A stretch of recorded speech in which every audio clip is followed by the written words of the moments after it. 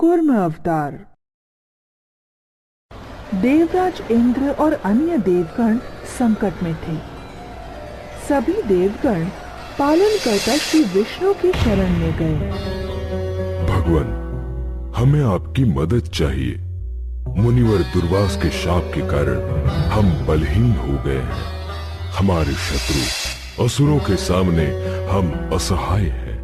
हम युद्ध हार चुके हैं और बड़ी संख्या में हमारी सेना नष्ट हो चुकी है। हे सर्वज्ञानी, आप जानते हैं कि हम यहाँ क्यों आए हैं। हम आपकी शरण में हैं। कृपया हमें इस दुर्दशा से निकलने का मार्ग बताइए। कठोर परिश्रम करके अमरत्व देने वाले अमृत की तुम्हें प्राप्ति करनी होगी। तुम्हारे लिए यही एक रास्ता है। भगवान, अमृत की प्राप्ति हम कैसे कर सकते हैं? सभी प्रकार की वनस्पति और औषधि जड़ी बूटियों को क्षीर सागर में डाल दो।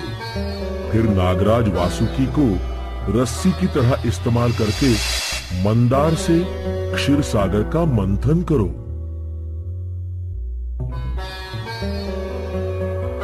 भगवान, लेकिन ये तो अत्यंत कठिन काम है। असुरों के साथ समझौता कर लो, लेकिन सावधान रहना। मंथन से निकलने वाली कोई भी वस्तु असुरों के हाथ नहीं लगनी चाहिए। लेकिन अगर शक्ति बल से असुर उन्हें लेने लगे तो उन्हें विरोध ना करना। पर अमृत, अगर उन्होंने अमृत छीन लिया तो?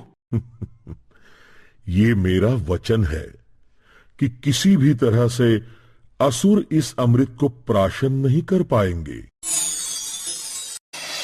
इंद्र और अन्य देवगण असुरराज बलि को मिलने गए। महाराज, वे शस्त्रहीन और बलहीन हैं। आज्ञा दीजिए, उन्हें बंदी बनाते हैं। नहीं, रुको। शायद देवगण कोई प्रस्ताव ले आए हैं। हमारे फायदे का हो सकता है। मेरी आपसे विनती है कि आपस का बैर भूल जाए और साथ में काम करें। ये प्रस्ताव हम सभी के फायदे का है। देव और असुरों में शांति प्रस्थापित हुई। इंद्र, अब और समय व्यस्त करना उचित नहीं। चलो अपने अपने सैनिकों को तैयार करते हैं और तुरंत काम की शुरुआत करते हैं। बलि और इंद्र ने अपने सैनिकों के साथ मंदार पर्वत को उखाड़कर उसे समुद्र के किनारे ले जाने का कार्य शुरू किया।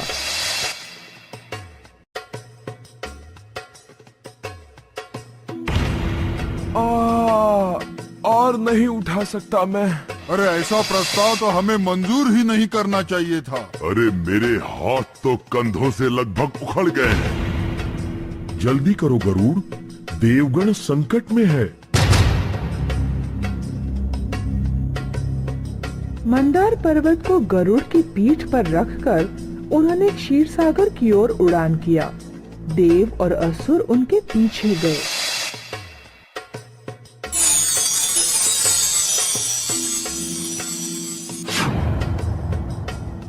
अब तुम्हारा काम शुरू करो वासुकी। तुम्हें भी अमृत में हिस्सा मिल जाएगा। मंदार पर्वत तुम्हें कोई हानि नहीं पहुंचाएगा।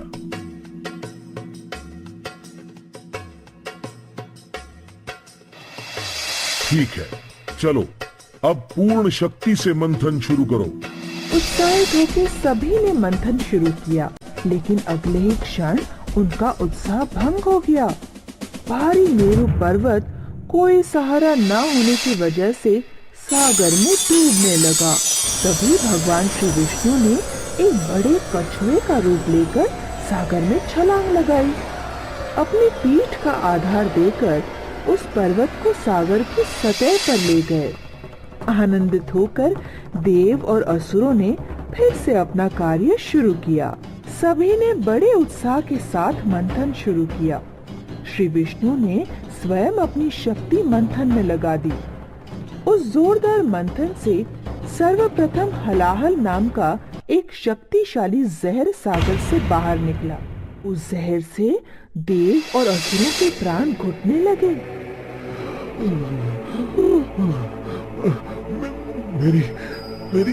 मेरी सांस। मैं अंधा हो गया हूँ। कुछ दिखाई नहीं दे रहा। हे भगवान, इस विष से हमारी रक्षा करना। शांत हो जाइए, तुम निश्चिंत रहो। इस विष को मैं प्राशन कर लूंगा। भगवान शिव शंकर ने उस विष को प्राशन कर लिया। सागर से उस विष के दूर होते ही देव और असुरों ने फिर से मंथन करना शुरू किया और अचानक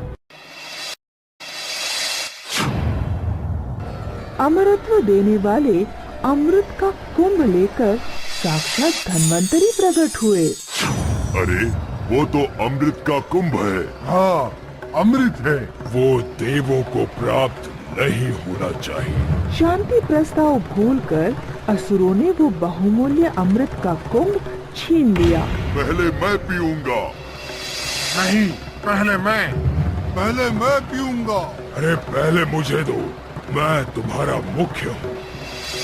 डरे हुए देवगण ये सब देख रहे थे, लेकिन श्री विष्णु की झगड़ा ना करने की आज्ञा को याद करके वो सब चुप रहे। श्री विष्णु प्रसन्न हुए। निराश न होना, अमृत पीने की चाह में वैसे ही वो आपस में लड़ रहे हैं। अब मैं मेरी शक्ति से उन्हें मोहित कर दूंगा और वो अमृत तुम्हें दे दूंगा। फिर श्री विष्णु ने सुंदर मोहिनी का रूप धारण कर लिया और वे असुरों के पास गए। वाह, क्या सुंदरता है। इसने तो मुझे घायल कर दिया। इस अमृत को हमारे बीच बांट दो और हमारा झगड़ा खत्म कर दो। ठीक है, लेकिन तुम्हें मुझे वचन देना पड़ेगा कि तुम मुझे कोई सवाल नहीं पूछोगे। मोहिनी के असली रूप से अनभिज्ञ असुरों ने उसकी वो बात मान ली। मोहिनी ने देवगणों के बीच अमृत बांटना शुरू किया।